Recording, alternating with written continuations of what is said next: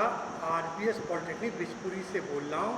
मैं final year यानी 6 semester को अब इन्वायरमेंटल मैनेजमेंट पढ़ाने जा रहा हूँ, जिसकी की बुक मार्केट में नहीं आती, इसलिए मेरे नोट से मैं आपको पढ़ाता हूँ और इसी में से एग्जाम्स में हर साल आता है। 96 से इसको पढ़ा रहा हूँ।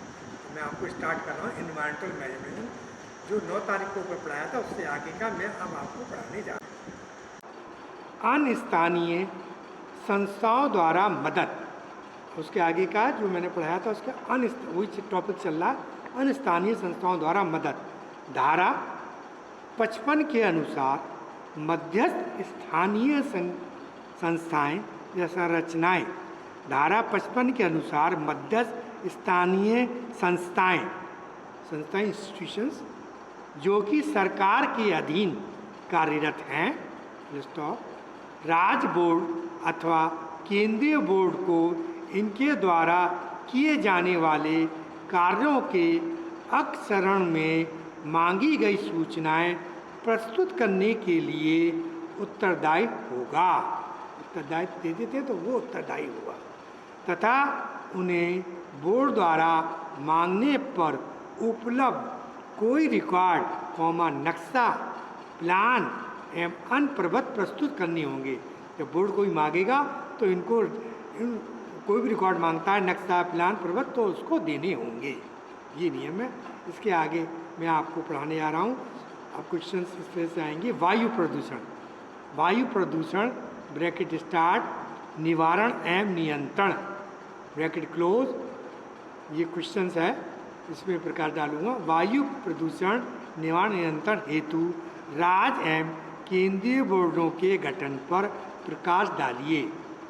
तो वायु प्रदूषण ब्रैकेट स्टार्ट, निवारण नियंत्रण अधिनियम 1981 की धारा 3 के अंतर्गत केंद्रीय तथा राज्य प्रदूषण एवं नियंत्रण बोर्ड की स्थापना का प्रावधान किया गया है, जिसके अनुसार केंद्रीय सरकार राजपत्र में घोषित अधिसूचना द्वारा नियत तारीख से केंद्रीय बोर्ड का गठन कर सकती है, जिसका नाम केंद्रीय प्रदूषण बोर्ड होगा तथा यह बोर्ड इस अधिनियम के अंतर्गत गए प्रावधानों के अनुसार प्रदत्त शक्तियों का प्रयोग एवं निर्दिष्ट कृत्य का पालन करेगा।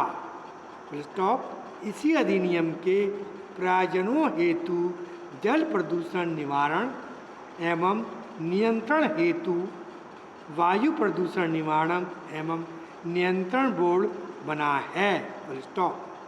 अब ये क्वेश्चन आपका यहीं खत्म हो जाता है। नेक्स्ट क्वेश्चन आपका आ रहा है, ये देख लीजिए।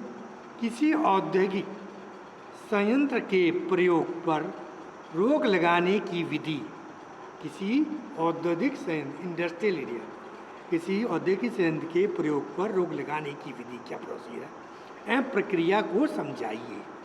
सुन लीजिए, लिख लीजिए आंसर। वायु प्रदूषण अधिनियम की धारा 27 के अंतर्गत औद्योगिक संयंत्र की स्थानीय संचालन पर प्रतिबंध लगाने के लिए योग्यता रखती है, जिनसे वायु प्रदूषण पैदा होने की संभावना हो। इस अधिनियम की धारा 21 की उपधारा 1 के अंतर्गत यह उपबंधित किया गया है कि कोई भी व्यक्ति राज्य बोर्ड की पूर्व अनुमति एवं अनुमति के बिना इस धारा के उपबंधों के अधीन रहते हुए किसी भी वायु प्रदूषण नियंत्रण क्षेत्र में किसी भी औद्योगिक संयंत्र की ना तो स्थापना ही करेगा और ना इस प्रकार के औद्योगिक संयंत्र का संचालन करेगा। परंतु बोर्ड को इस प्रकार की अनुमति को निरस्त करने अथवा सहमति को आगे बढ़ाने की अनुमति देने से पूर्व सभी संबंधित पक्षों को अपना पक्ष प्रस्तुत करने एवं सुनवाई का पूर्ण एवं युक्ति यदि व्यक्ति धारा 21 की उपधारा 4 के अधीन राज्य बोर्ड द्वारा सहमति प्रदान कर दी गई है, यदि व्यक्ति धारा 21 की उपधारा 4 के अंतर्गत राज्य बोर्ड द्वारा सहमति प्रदान कर दी गई है, तो उस व्यक्ति को धारा 21 की उपधारा 5 के अधीन निम्न शर्तों को मानना होगा। नंबर 1 शर्त कौन कौन सी है? किसी वायु प्रदूषण नियंत्रण क्षेत्र को ऐसे परिसर में जहाँ की औद्योगिक संयंत्र की स्थापना प्रस्तावित हो अथवा वह पूर्व से ही संचालित है, तो ऐसे संचालक व्यक्ति को उन्हीं नियंत्रण उपकरणों को लगाना होगा जो कि बोर्ड द्वारा सहमति देते समय इस निर्मित अनुमोदित किए गए हों, निमित अनुमोदित किए गए थे। नंबर 2 पॉइंट है, यदि किसी व्यक्ति को राज्य बोर्ड ने किसी पूर्व से ही संचालित औद्योगिक संयंत्र को पूर्वता बदलने अथवा परिवर्तन करने का निर्देश दिया है, तो ऐसे निर्देश के अनुपालन में उस व्यक्ति को संयंत्र को परिवर्तन करना पड़ेगा। नंबर 3 पॉइंट, यदि किसी औद्योगिक संयंत्र को संचालित करने के लिए चिमनी अनिवार्य तथा आवश्यक समझी जाती है, तो राज्य बोर्ड उस चिमनी को निर्मित करने या पुनर्निर्मित करने का निर्देश दे सकता है। नंबर 4 पॉइंट, यदि कोई व्यक्ति किसी क्षेत्र में उसके वायु प्रदूषण नियंत्रण क्षेत्र घोषित होने से पूर्व से ही कोई औद्योगिक संयंत्र कर रहा है, तो ऐसी विनिर्दिष्ट अवधि 6 मास से कम नहीं होगी। परंतु प्रतिबंध यह है, क्या प्रतिबंध है? ये ABCD प्रतिबंध जो है वो मैं आपको बताने जा रहा हूँ। नंबर 4 पॉइंट में ए, धारा 21 की उपधारा 5 के खंड (1) के अधीन विनिर्दिष्ट प्रकार के नियंत्रण उपकरण में परिवर्तन कराने के पश्चात अथवा बी खंड 2 के अधीन राज्य बोर्ड द्वारा दिए गए निर्देशानुसार किसी नियंत्रण उपकरण में परिवर्तन कर दिए जाने अथवा बदले जाने के पश्चात अथवा सी खंड (4) के अधीन किसी चिमनी का निर्माण अथवा पुनर्निर्माण कर दिए जाने के पश्चात। ये आपके ABC पॉइंट थे, ये ख़त्म हो गए आपके। अब इसका नेक्स्ट आपका टॉपिक आएगा जो क्वेश्चंस है, ये देख लीजिए।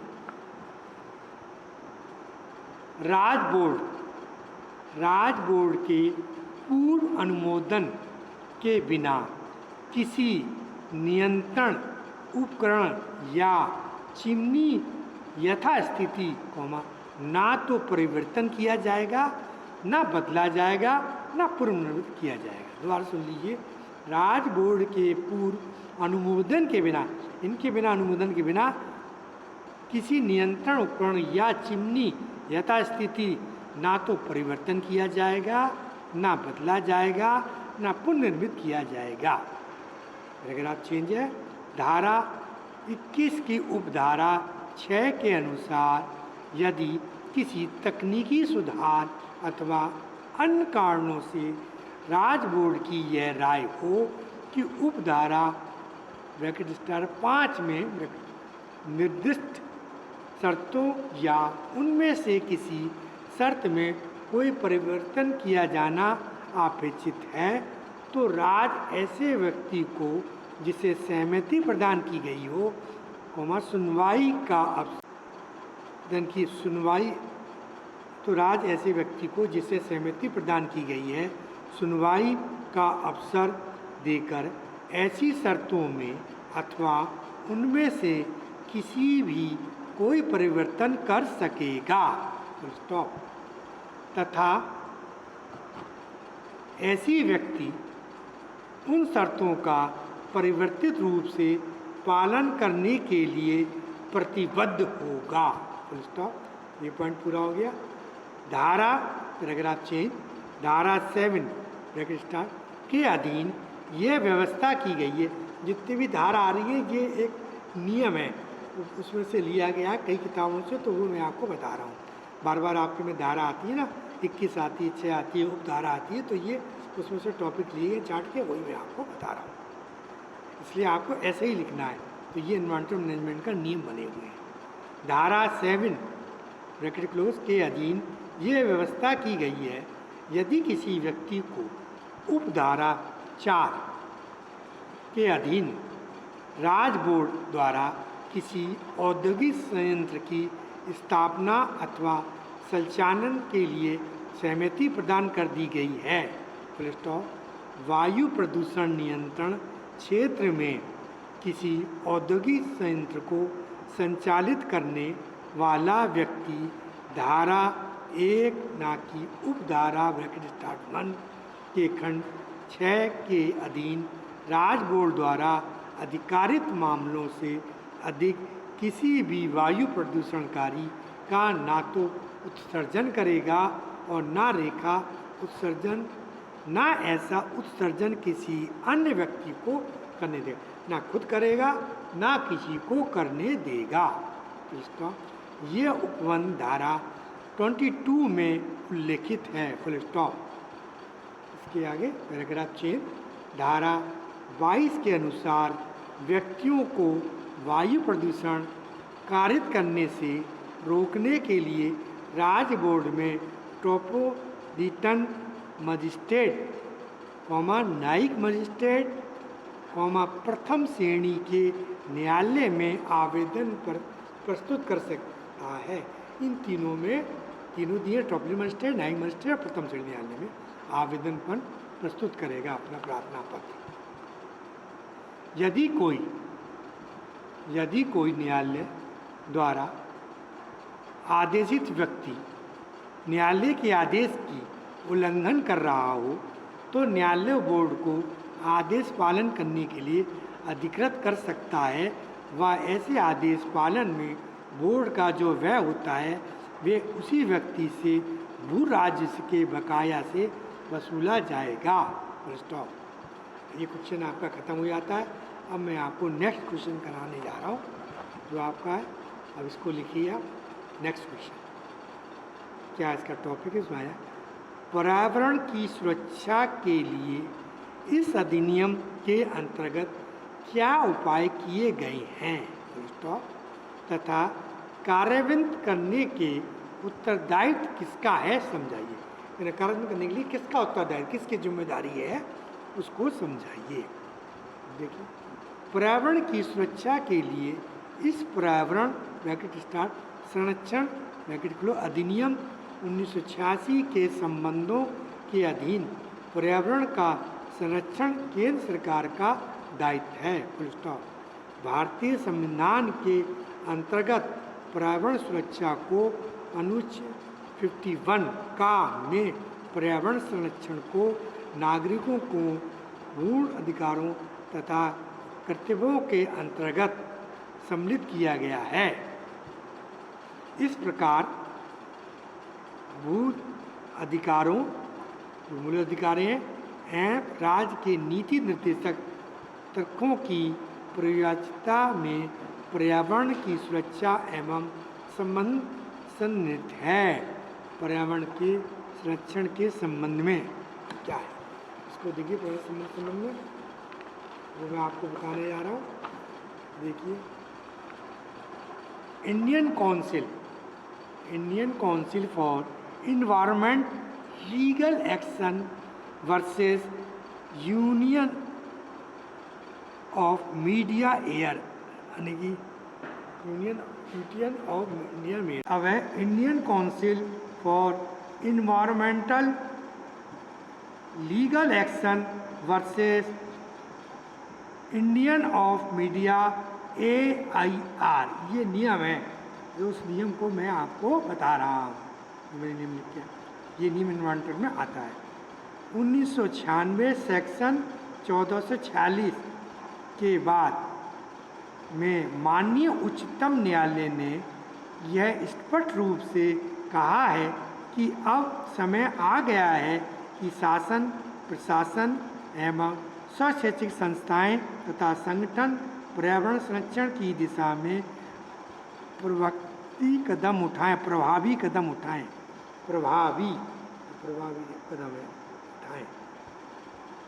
उसके बाद पैराग्राफ चिन्ह पर्यावरण संरक्षण ब्रैकेट स्टार्ट संरक्षण अधिनियम 1986 में पर्यावरण के संरक्षण एवं संवर्धन के लिए केंद्रीय सरकार को सामान्य शक्तियाँ प्रदान की गई हैं, फुल स्टॉप, जो धारा 3 के अंतर्गत उपबंधित की गई हैं, फुल स्टॉप। इस धारा की उपधारा ब्रैकेट स्टार्ट 1 के अनुसार इस अधिनियम के उपबंधों के अध्ययन रहते हुए पर्यावरण की गुणवत्ता में सुधार लाने तथा उसके संरक्षण के लिए और पर्यावरण प्रदूषण के निवारण, नियंत्रण एवं उपशमन के लिए केंद्रीय सरकार को सारे उपाय करने की शक्ति होगी, जो यह आवश्यक समझें। ब्रैकेट पैराग्राफ चिन्ह धारा 3 की उपधारा ब्रैकेट स्टार्ट 2 के अंतर्गत उपबंधित किया गया है कि केंद्र सरकार उपधारा ब्रैकेट स्टार्ट 1 के उपबंधों पर प्रतिकूल प्रभाव वाले बिना विशेष रूप से विखंडित विषयों या इनमें से किसी के संबंध में यह उपाय निम्नानुसार कर सकती है। नंबर 1, केंद्रीय सरकार पर्यावरण के संरक्षण के लिए जल प्रदूषण ब्रैकेट स्टार्ट निवारण एवं नियंत्रण ब्रैकेट क्लोज, वायु प्रदूषण क्षेत्रों के लिए विभिन्न दृष्टिकोणों को अंतर्गत रखते हुए गुणवत्ता निर्धारित कर सकती है। नंबर 1 पॉइंट है। नंबर 2 पॉइंट, पर्यावरण प्रदूषण के विभिन्न स्रोतों से उत्सर्जन एवं निस्सरण के लिए केंद्र सरकार मानक निर्धारित कर सकती है।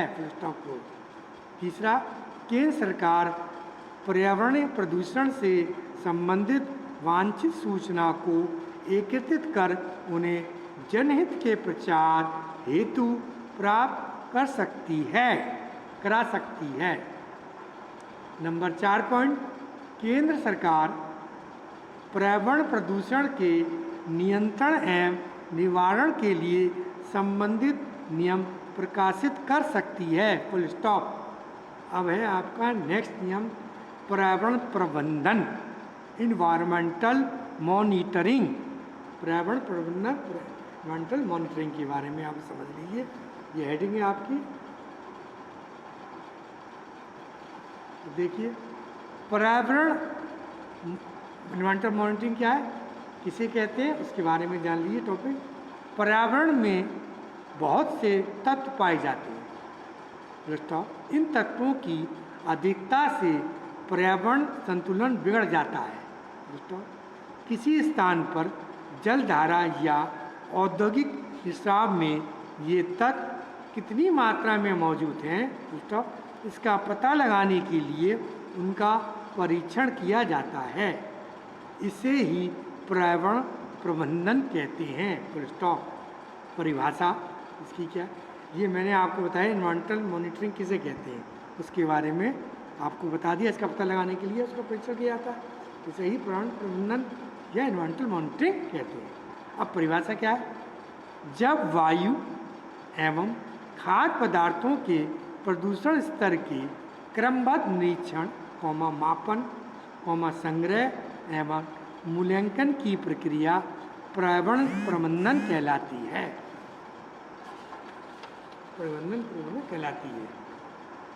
ये पुराण प्रबंधन दो प्रकार का होता है।